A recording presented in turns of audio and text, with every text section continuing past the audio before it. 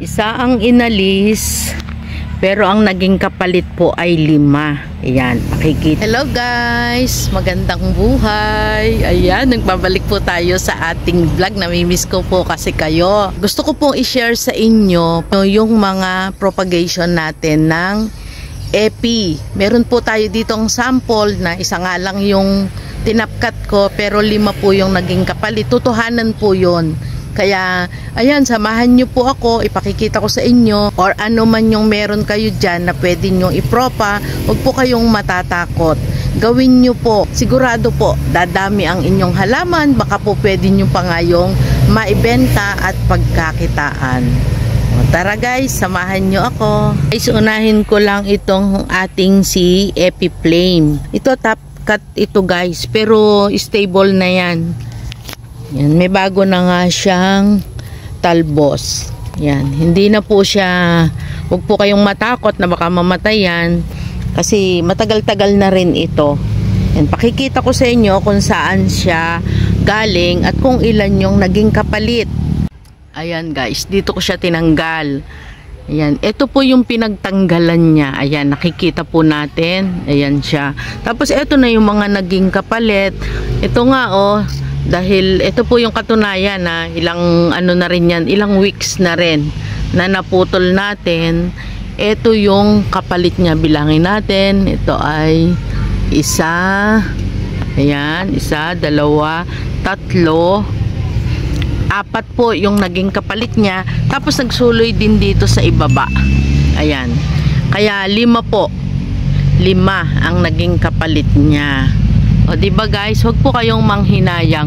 Meron pang isa si Epi Marble. Binasuhan ko ito eh. Titingnan ko lang kung meron pa yung vlog ko dati na may nakabaso dyan. Kasi hindi po ako nahirapan na naging stable siya. May ugat na siya nung tanggalin. Pero hindi po lahat ng Epi ay ganun kadaling ipropa.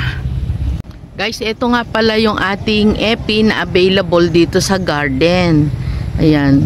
Ito naman po ay pinakikita ko sa inyo kasi ito po ay nasold na. Maliliit pa yung dahon niya, pero dahil po sa pag-aalaga natin, ayan, nilagyan natin ng pole na malaki. Yan, lumaki na yung mga dahon niya at mas nakita yung penetration. Ayan guys, nakikita nyo po ba yan? Ito ay si Epi Neon. Yan, ilang puno din yan sa isang pole. At ito naman si Epi Marble. Ayan. Ito si Epi Marble, medyo maselan sila kasi pati si Neon. Kahit na may ugat na siya, putulin nyo. Ganun din po. Medyo maselan siya. Ito hindi ko to pinutol kasi ito po ay sold na. Ayan. Meron na pong may-ari nito. Ayan. Makapal po siya talaga. Nasold po siya ng ganyan kalash. Marami siyang puno. Hindi ko ayan oh, nagsanga-sanga na nga po. Ayan, at lumaki na rin siya dito, syempre sa pag-aalaga with fertilizer. Ayan, lagi ko po yung sinasabi na may fertilizer.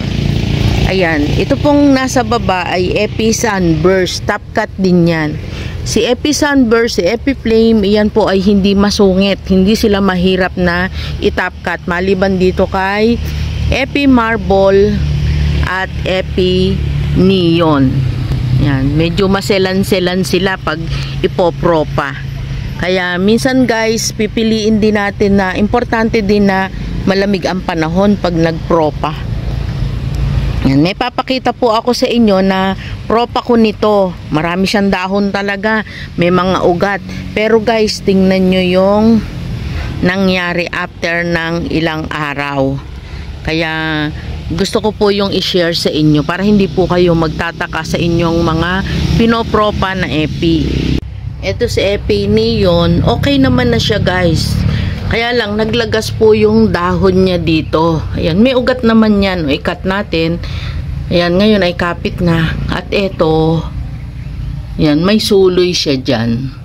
Kahit may mga ugat, naglalagas din po ang dahon. Pero itong kinat ko na maliit lang, ayan, ilang dahon lang from the top, mas okay.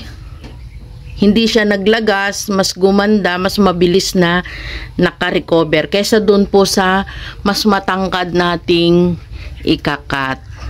Epi marble din po ito, Japan cultivar, sabi nga nila. Pero ito, ayan, ito po ay may ugat, tinapkat ko yan. Ayan, hanggang ngayon hindi pa rin siya established. Nasa shaded po ito. Pakita ko sa inyo yung pinanggalingan niya, kung ilan yung kapalit. Ito po yung pinanggalingan ni Epi Marble. Ito po yung ni-reels ko to dati. Nilagyan natin ng pole. Maganda po siya. Kaya lang straight na straight. Kaya yan pinutol ko. At ngayon, ang naging suloy niya ay 1, 2, 5 po. 5. Ayan. 1, 2, 3, 4, 5. Ayan. Kaya wag po kayong matakot na mag-cut.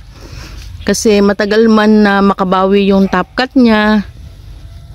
Yan, ang dami namang kapalit.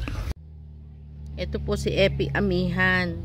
Ayan, ganyan po sila kapag ka naiinitan. Maganda yung kulay.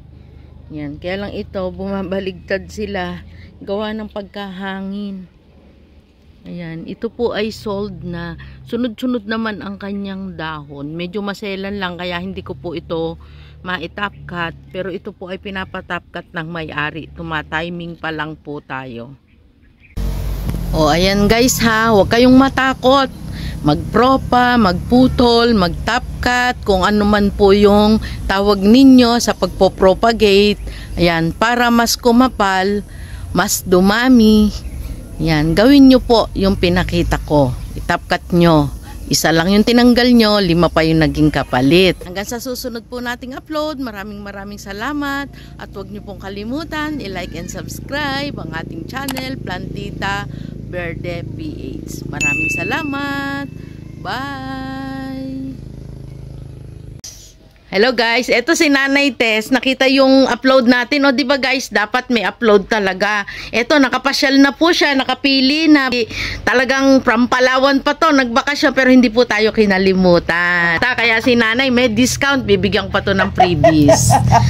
Nakakatuwa po, talagang tayo'y hinanap. Kahit lumipat na tayo, sa Paligawan pa yung huling punta ni Nanay. Ayan, thank you po.